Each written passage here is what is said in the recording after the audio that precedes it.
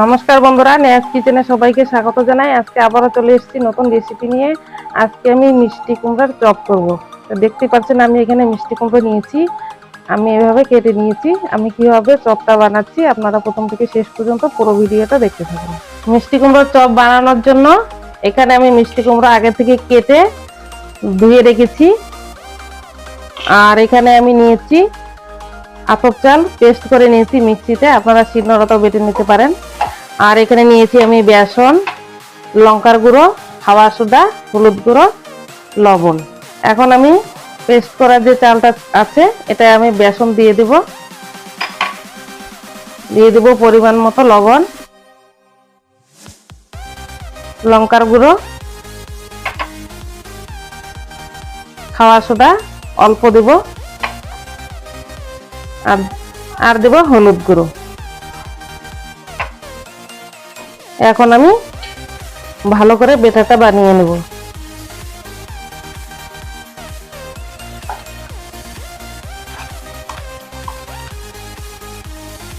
বেটারটা ভালো করে বানিয়ে নিতে হবে, এভাবে বানিয়েছি।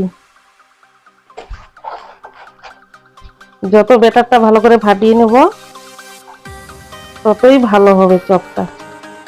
গ্যাসের চুলায় একটা কড়াই বসিয়ে দিয়েছি, কড়াইটা গরম হয়ে গেছে, দিয়ে দেব তেল। সাদা তেল দিয়ে ভাজবো। তেলটা গরম করে নিব।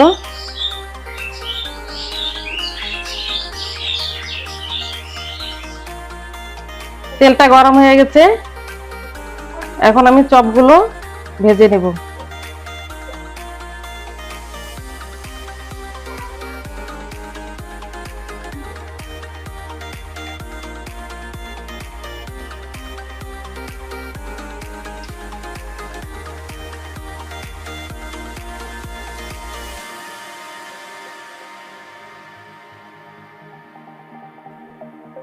চপগুলো উল্টিয়ে দিব।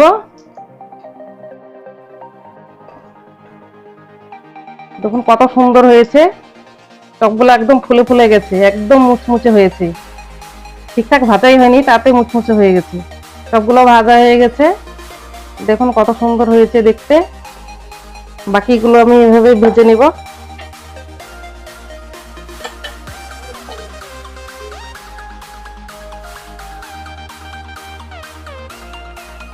সব চপগুলো ভেজে নিয়েছি, দেখুন দেখতে কত সুন্দর লাগছে, কত সুন্দর হয়েছে, মুচমুচে লাল করে ভেজেছি। আপনারা বাড়িতে এভাবে চপ বানিয়ে খাবেন, দেখবেন কত ভালো লাগবে। কেমন হয়েছে কাকিমা? ভালো লাগে? আরেকটা দিব? আচ্ছা, খাও মিষ্টি কুমড়া চপ।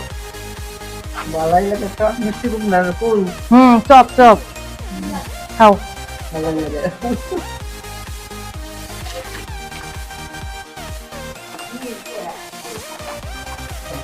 আজকের এই ভিডিওটি ভালো লাগলে লাইক, কমেন্ট, শেয়ার করবেন। পরবর্তী ভিডিও দেখার জন্য সাবস্ক্রাইব করতে ভুলবেন না। ধন্যবাদ।